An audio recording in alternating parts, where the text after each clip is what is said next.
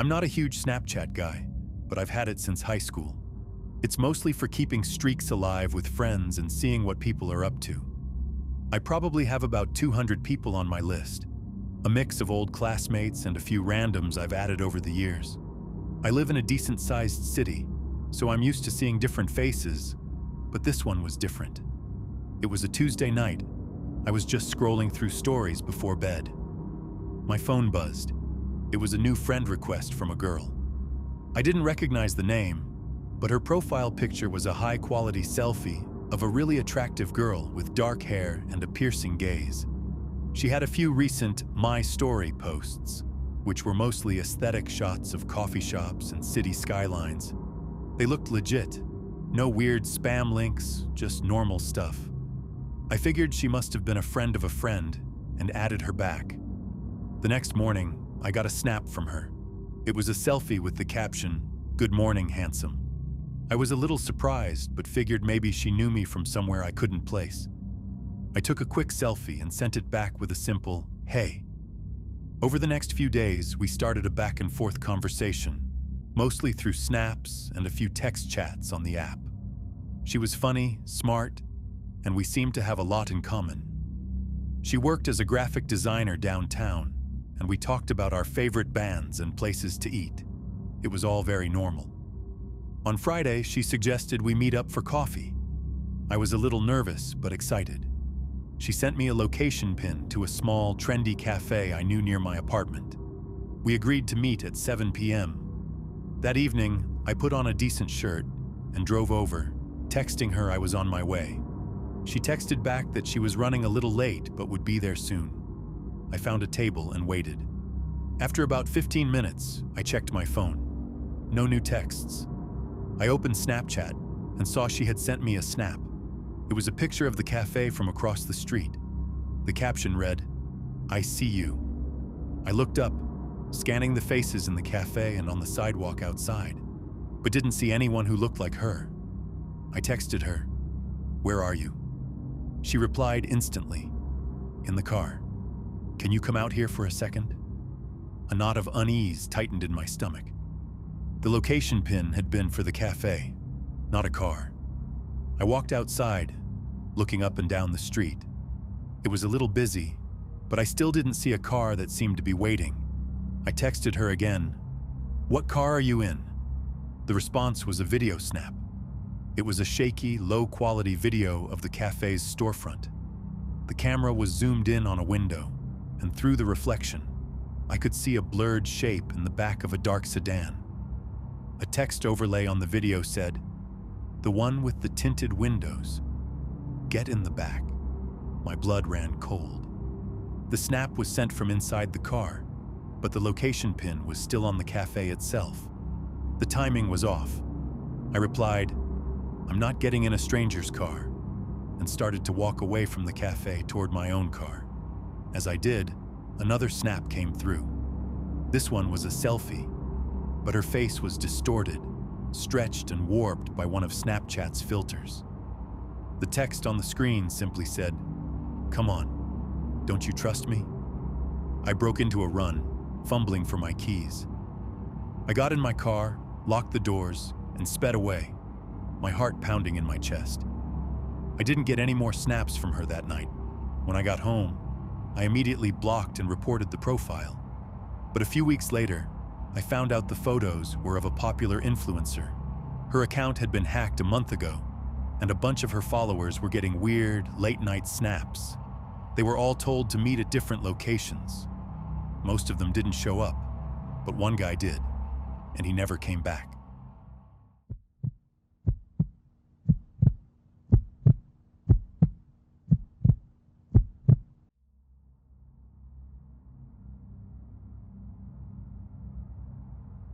I've got about 1,500 followers, which isn't a lot in the grand scheme of things, but it's enough that people I don't know interact with my stuff.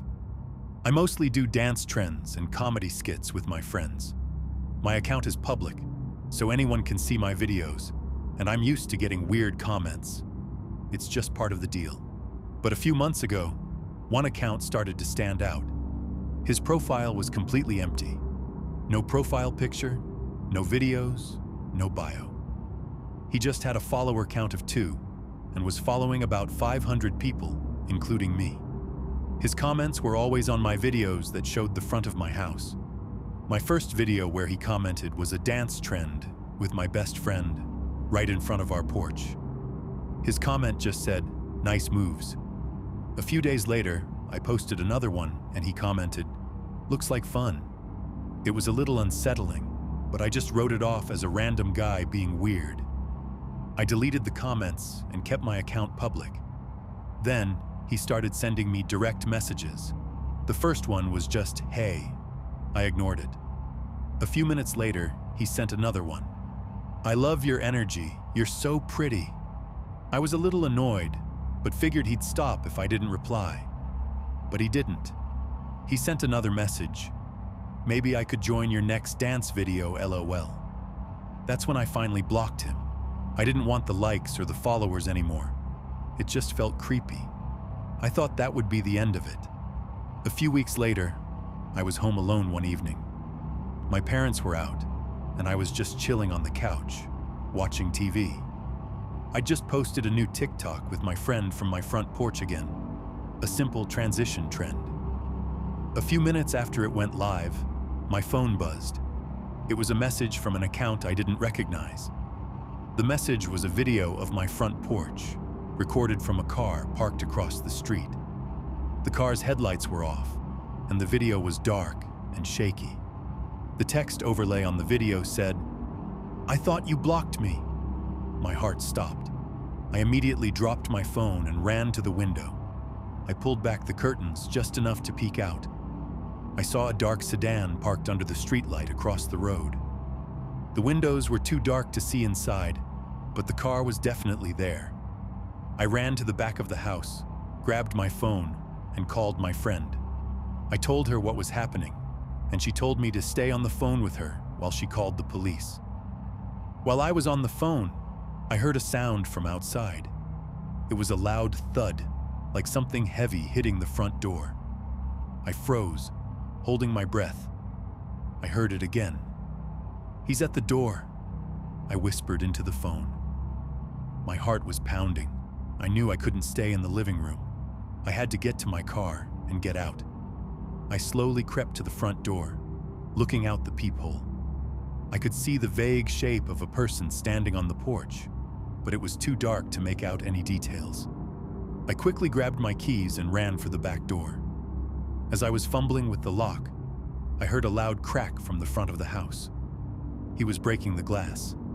I flung the back door open and sprinted to my car. I got in, locked the doors, and drove off, my hands shaking on the steering wheel. As I pulled away, I looked in the rearview mirror and saw the man get into his car, the same dark sedan. He started to follow me.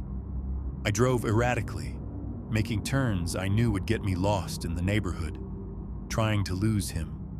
After what felt like an eternity, I finally turned onto a busy street and saw a police car. I flagged it down, and the police quickly got the details and drove off in the direction of the sedan. The police came back a little while later. They said they found the car, but it was empty. The car was registered to a man who had an outstanding warrant for stalking. They told me he had a history of tracking women down through their social media, often using a hacked account of a real person to throw them off. He must have figured out my address from the video I posted with my friend, which showed my house number clearly visible on the front of my porch. I showed them the TikTok video and the messages, but it was a dead end. The account had already been deleted, and they couldn't trace it. They've since told me to set my TikTok to private and never post videos that could reveal my location. I've done that, but I still can't shake the feeling that he's out there, somewhere, watching my videos, waiting for a chance to find me again.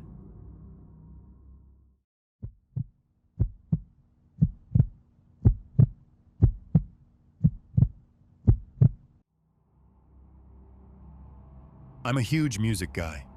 I'm always curating playlists on Spotify, and I'm a stickler for organization. My profile is public, so my friends and followers can see what I'm listening to and follow my playlists. I've got a decent following, about 800 people. I've never had any issues before. It was just a fun hobby. But recently, I noticed something strange. A new follower appeared on my profile, a guy named Alex.R. His profile picture was an abstract image, and he only had a few followers. The weird thing was that he didn't follow anyone else besides me. I didn't think much of it at first. Then I saw he'd followed my Chill Vibes playlist, a mix of acoustic and lo-fi tracks I listen to when I'm studying. A few days later, I was working on a new playlist for my workout routine. It was all high-energy rock and hip-hop. I got a notification that Alex.R had just followed this new playlist. Okay, a little weird, but maybe he just liked my taste in music. Then it got stranger. I was at the gym, and I noticed a notification from Spotify. It said, Alex.R just added a song to your workout playlist. I thought it was a bug, since I'm the only one who can edit my playlists. I went to check and found a song I'd never heard before at the end of the list. The title was a single word, Waiting. I deleted it immediately. This started happening a lot. A new song would appear on one of my playlists, always with a cryptic title. Watching, right here, almost there. I'd delete them, and a new one would pop up. It was like a game of cat and mouse, only I had no idea what the rules were. My Chill Vibes playlist got a new song called Through the Window. That's when I started to get really nervous. My desk, where I do most of my studying, is right by my window. One night, I was sitting at my desk, headphones on, listening to a different playlist, when a new song came up. It was called Tap. I took my headphones off and listened. Nothing. Then I heard it, a faint, rhythmic tapping coming from outside. Tap, tap, tap. I froze. I went to the window, pulled back the blinds, and saw nothing. I convinced myself it was just a branch hitting the glass. I put my headphones back on, and another song popped up. This one was titled Behind You. That's when I snapped. I threw my headphones off and screamed. My roommate David came running into my room. "What's wrong?" he asked. I was a mess. I could barely speak. I pulled up Spotify and showed him the list of songs, the weird titles, and the user Alex.R. David's face went from confused to horrified.